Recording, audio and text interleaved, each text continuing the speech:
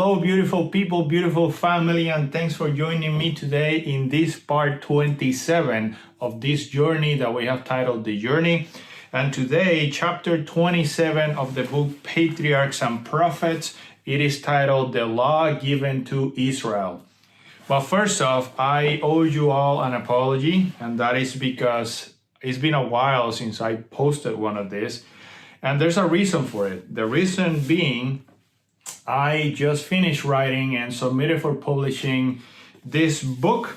It's called The Evidence Atheists Forgot About. It will be available in Amazon soon, so stay tuned for that in our social media, where I will, put the link to get the book. And I've been, I work full time. I've been trying to finish that book, which I finally did. And I wanted to take a break, but my sister, shout out to my sister, she said last Saturday, you haven't made one of these in a while, and I've been checking to see. So I'm making this one specific for her. So, Mari, I love you. And this one is thank you for keeping me in check. But anyway, resuming, so Patriarchs and Prophets, chapter 27, the law given to Israel. And as you can imagine, this chapter talks about the law, the 10 commandments that we found in Exodus chapter 20. One of the things, before I start discussing what the chapter talks about, which again is about the law of God, is that in modern Christianity, there's this belief that the commandments, that the law of God was nailed to the cross, that doesn't apply to us anymore, that the commandments, that was only for the Jews or for Israel. And I just want to make clear that the 10 commandments are very much still in effect, and they will be forevermore. That the 10 commandments are their fundamental law of love.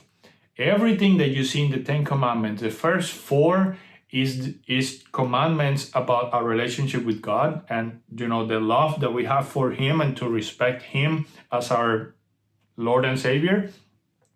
And the last 6 commandments are our duties to our neighbor, to, the people that surrounds us. So it's all about love, and God is love, as it says in the book of John. God is love, so because He is love, and this is the law of love, that means this is forever. Plus, Jesus said in the New Testament, you'll find this verse, I can't remember off the top of my head, but until heaven and earth pass, not even a comma of the law will pass away. I should actually search for that. But I will put it here in the screen if you're watching me on video. If you are watching me on the podcast, go ahead, I invite you to search that verse in the New Testament. So, the law given to Israel. In this chapter, Ellen White starts talking about the preparations that Israel had to make in order to receive God's presence and God's law. You gotta put yourself in the Israelite shoes now. And you came and you crossed the Red Sea. God opened the sea in half for them to cross. So that was majestic. And they had had a taste of the power of God up to this point, but they hadn't had like an encounter with this beautiful divine being, not yet. And now God, you gotta remember that since Abraham, God is trying to create a people, a holy nation. So Abraham was called out of his city, of Mesopotamia, so that he could, so that God could shape him. And then Abraham had Isaac. Isaac was the same. Isaac has Jacob and Esau. Jacob, the child that God said was going to rule over the older, also was called away. So God is constantly trying to pull His people away from the influences of, pagan nations, and trying to shape and mold their characters into a holy nation. And then we arrive at Israel in Egypt. Egypt was a pagan nation. You can see this in history. They had false gods. They had all sorts of spiritualism beliefs. So God calls them out and brings them out of Egypt, out of bondage, out of being slaves, now to be a holy nation through which God intended to spread the gospel to the world. And of course, as this journey unfolds, you get to see that. But right now, there's Israel at the base of Mount Sinai, and God is coming. God is coming to give the law. So God asked them to prepare for this. God wanted to create a covenant, basically saying, if you do this, I will do this. A covenant, a treaty, an agreement between two parties. That's what God wanted to do with Israel. Again, God wanted to make out of them a holy nation. So, God says, now, therefore, if you will indeed obey my voice and keep my covenant, then you shall be a special treasure to me above all people, for all the earth is mine. And you shall be to me a kingdom of priests and a holy nation. So there it is, a holy nation. Now, God is coming. They are asked to fast and to pray. God is a holy God. He is abundantly merciful. He is, loving, but he is holy, meaning he can't be in the presence. Sin cannot stand his presence. He can be. So in order for him to descend into Mount Sinai and for the Israelites to witness that amazing, words can't describe what they saw, but that amazing scene, they needed to be prepared. So Moses tells the Israelites to prepare, to fast and to pray, to confess their sins. And once they're ready, God comes and a thick cloud filled with thunders. And we don't have all the exact details, but I would imagine that it was a spectacle like no other. And God's voice, they could hear his voice. It sounded like thunders. It was so majestic indeed that the Israelite actually got scared. And they said, you know what, Moses, you go and talk to God and then come and tell us what God says. That is how holy and pure and I don't know, like nerve-wracking it was to have God's presence in that place. So despite Moses going and getting from God what God wanted to say, the Israelites did witness, what was going on, and that was quite the sight. And God, of course, talks to Moses. He loved his people, and as I just said a few seconds ago, it said, Ellen White writes here, the precepts of the Decalogue are adapted to all mankind, and they were given for the instruction and government of all. So again, the law is not just for the Jews or Israel, it's for everybody throughout the ages. 10 precepts, brief, comprehensive, and authoritative, cover the duty of man to God and to his fellow men. And this is the important part, and all based upon the great fundamental principle of love. Isn't that beautiful? So here it goes. So God starts the first commandment, you might know this by memory, you shall have no other gods before me. It sounds very simple because when you think about a god, you think about an idol or about, another god from another religion. But here's what Ellen White comments on this. Whatever we cherish that tends to lessen our love for God or to interfere with the service due to him, of that do we make a god. So we gotta be careful here. It's not just a god in the literal sense that God doesn't want us to have other gods, but God doesn't want nothing to take his place. God is priority number one, even above marriage, even above family, even above children or whatever may be, obviously careers. God comes first. If there's something that is preventing you from giving God the first place, indirectly, that something is your God. And that is what that commandment is saying. Give the priority to God. Number 2, you shall not make for yourself a carved image, any likeness of anything that is in heaven above, or that is in earth beneath, or that is in the waters under the earth. You shall not bow down to them nor serve them. My friend, we are transformed based on what we contemplate, based on what we see.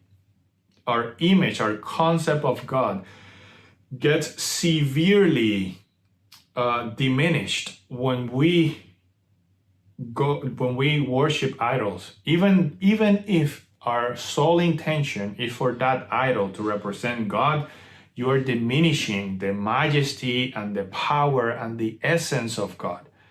I had the opportunity to go to Thailand a few weeks ago, and when we entered the temples of Buddha, and I know Buddhism doesn't quite believe in God, but they had a lot of statues that people will worship, and it to me, and I mean absolute no disrespect whatsoever. I understand that is a religion that is practiced, a very common religion in that area.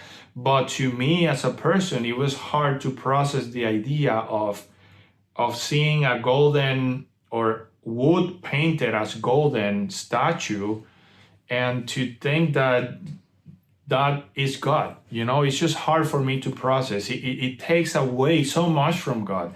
So God is saying, don't do that. Don't worship idols, even if those idols are meant to represent me. Don't do it, because again, God is a holy God and he's pure and he's majestic. And if you read the Bible, he's just so unbelievably amazing for us to think, when we think about an idol, to think of him. It takes away from God, is what I'm trying to say. The attempt, Ellen White writes, the attempt to represent the eternal one by material objects would lower man's conception of God, which is what we just discussed. So, commandment number 3, you shall not take the name of the Lord your God in vain, for the Lord will not hold him guiltless who takes his name in vain. Pretty self-explanatory. You hear that some of the most common phrases to use is like, oh my, and I'm not even going to say it, you can finish the phrase, oh my, don't use God's name. Don't use, don't call upon his name for trivialities. There's just so many other phrases you can use. This is something I struggle with. I'm sure we all do. It's very hard because it's embedded in our society to use those kinds of phrases. But not. Let's try at all costs not to do it. Number 4. Remember, and this is the most important commandment, and I'm not saying it because I'm not saying that the other ones are less important. They're all equally important, but this commandment is special among the 10 for a few reasons. First, it starts with the word remember. If the commandment starts with the word remember, means that very likely God knew that it's the commandment that is going to get more often forgotten. And it says, remember the Sabbath day to keep it holy. 6 days you shall labor and do all your work, but the 7th day is the Sabbath of the Lord your God. For in 6 days the Lord made the heavens and the earth, the sea and all that is in them, and rested the 7th day. Therefore the Lord blessed the Sabbath day and hallowed it. There's just so much to say about the Sabbath. I'll try to keep it short. So the Sabbath was not, this is another one you hear quite often, that the Sabbath is only for the Jews, or the Sabbath was like only for the Israelites. No. When you read Genesis, from the creation of the earth, the Sabbath day was a special day that God blessed and hallowed it. You can see that in the Bible. It's in Genesis. So the fact that it is in Genesis, it tells you right off the bat that the Sabbath didn't came to exist on this day where God gave the commandments. The Sabbath was already there from creation day. Now, I'm going to read from the book because I don't think I can explain it better than this. It says, the 4th commandment is the only one of all the 10 in which are both found the name and the title of the lawgiver. And I'm going to go a little bit farther and say the territory. It is the only one that shows by whose authority the law is given. Thus, it contains the seal of God. And pay close attention to this vocabulary, because the seal, again, in the old times, in ancient times, a seal contained 3 things: the name, the territory, and the position. And this is exactly what the commandment is saying. It's the name of God, the position, the creator, and his territory, the heavens, the earth, and all that is in them. So the seal, and if you go to the book of Revelations, the book of Revelations does talk about the seal of God, and it also talks about the mark of the beast. So I'm definitely not going to go into that topic, but just throwing you a little bit, a hint, a subtle hint here to go and study this topic. So the fourth commandment is the seal of God, and it is hard because today people have normalized the Sabbath. The Sabbath is actually a working day. Personally, for instance, it is how do I say this? You have to be very careful because on the Sabbath, yes, we don't work, but the Bible says that you don't make anybody work. For instance, sometimes we order a package and we might be told that it's arriving on Saturday. So why do we not order maybe a day later so that it doesn't come on Saturday? Or people say, no, I'm just going to go and buy food out. I'm not doing anything. I'm not working. Well, but because you're going to buy on Sabbath, you're making somebody else work on Sabbath. So try to think about not working, sure, but also not make other people work on the Sabbath, because that's what the commandment says. Again, there's so much to say about the Sabbath, but let's move on.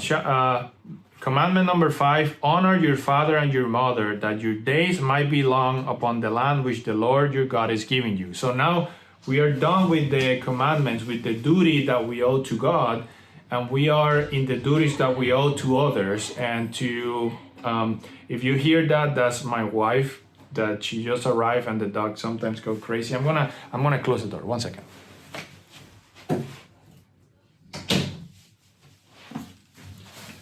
All right, I'm back. So honoring your father and your mother, it says here, he who rejects the rightful authority of his parents is rejecting the authority of God. But we gotta remember the first commandment, nothing comes before God. So if your parents, I think that the only way that you can not obey your parent and not be guilty about it is if what your parents are asking you is against what God has said. The only circumstance in which you will put God above your parents, or disobey your parents, I should say. Commandment number 6, you shall not murder. So this one seems like fairly easy to keep. Okay, I'm not gonna kill anybody, but wait. Jesus said in the New Testament that he who hates his brother is committing murder. So this is not just about directly actually going and killing someone, but when you harbor hate towards other person, or you wish bad things to happen to other people, that's also absorbed into this commandment of murder. So be careful, how you're expressing and how you're harboring hate. Don't do it. Life is so short, it's so beautiful. Love and give, and don't hold grudges. Commandment number 7, you shall not commit adultery. So of course, you shall not have sex outside of marriage. That is clear.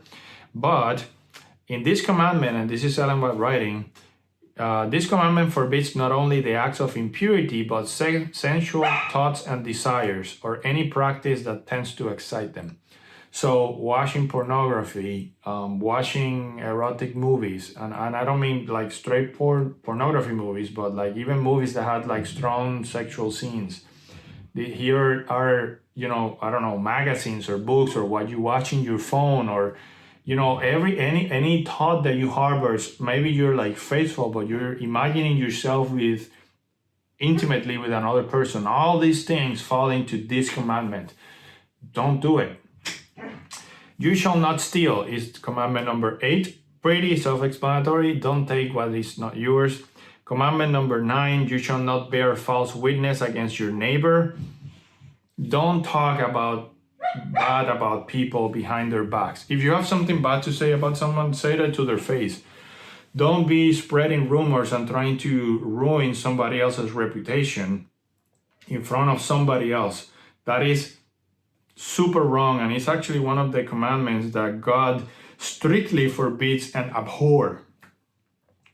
Commandment number 10, you shall not covet your neighbor's house. You shall not covet your neighbor's wife, nor his male servant, nor his female servants, or his ox, his donkey, nor anything that is your neighbor. And I'm just going to add here, nor his car, or his house, or his pool, or his iPhone, or his Gucci, or Chanel clothes, or I don't even know if that's a clothes brand, but don't covet. Be happy, be content with what you have. So these are the 10 commandments. And then Ellen White expands a lot on the topic of the Sabbath, and it mingles around the topic of love, because love was so important. The Israelites were allowed to have slaves, but God made so many regulations around slavery, basically saying you were a slave on Egypt. So now you're not going to do what people did to you. You're just going to love your slaves. And when we think about slave, the image that comes to mind is not the slavery that God, regulated in Israel. Study about the topic is not at all the same. And, just love other people. And that's what Ellen White talks about. So before closing, I close the book here. That is what that chapter discusses. But I do want to add a few things. One of them being, clearly, if you just look, and sorry, that's my dog barking. Clearly, if you just look at the commandments and think about the requirements, it seems pretty impossible to do them. It feels pretty impossible to follow them to the dot. It is very hard to be perfect. Actually, it's impossible. So this is where the story turns really beautiful, because the message here is the commandments, the standards of God are very high, and neither you nor I nor anybody is equipped to meet them to the dot. That's why Jesus came, and Jesus covers what we missed. Okay. So the way that a pastor once explained it to me, and I love the representation, is there is such a thing as just missing the mark, and there's such thing as iniquity. There's just doing bad things or sinning, and then there's straight up iniquity. So you imagine a target 5 feet away, and you have a bow and arrow. So missing the mark or failing or sinning most of the time means that you're really trying to aim to the middle, but when you release the arrow, you don't hit the mark. You're off. But then next time you get better, and you always try to aim to the middle, and always try to do the right thing. I'm not gonna watch movies that disturb me. I'm not gonna work on the Sabbath or make anybody work on the Sabbath. I'm gonna try to not use God's name in vain. When you practice and put those things in your mind, you always try to hit the mark. Now, iniquity is the opposite. Iniquity is when you know what's right, and you, out of your own will, you just go and shoot the other way. So the mark's there, and you're just shooting back. You have no care for doing the right thing, even though you know what the right thing is. So the commandments are like that. They're impossible to keep to the point. Our minds are just not prepared for it. We're not holy beings. We can be holy. By the way, holy means different. It's a way of saying different. We can be different, but our nature is a sinful nature. It is hard for us not to take God's name in vain. It is hard for us to never make anybody work on the Sabbath. I'm just gonna put an example here. When you go to the airport, most of the people fly on the weekends. It is impossible to not make the pilots work on the Sabbath because, well, we have to fly, and things like that. So, however, for as long as you can control what is right, you keep trying to aim to the middle, never the other way. So, and I wish I had the verse, but Google this. My grace is enough. Bible. That is in the Bible, and that is in the New Testament. And God says, my grace is enough. Meaning, do the best that you can to hit the mark. I will put the rest. That is what Jesus did, and that is why the gospel story is the most beautiful story ever told. Thank you for joining me today. Hit the mark, or try to hit the mark as much as you can. Remember that God's law is forever. It's not something that was for the Israelites only or for the Jews. And I'll see you next time.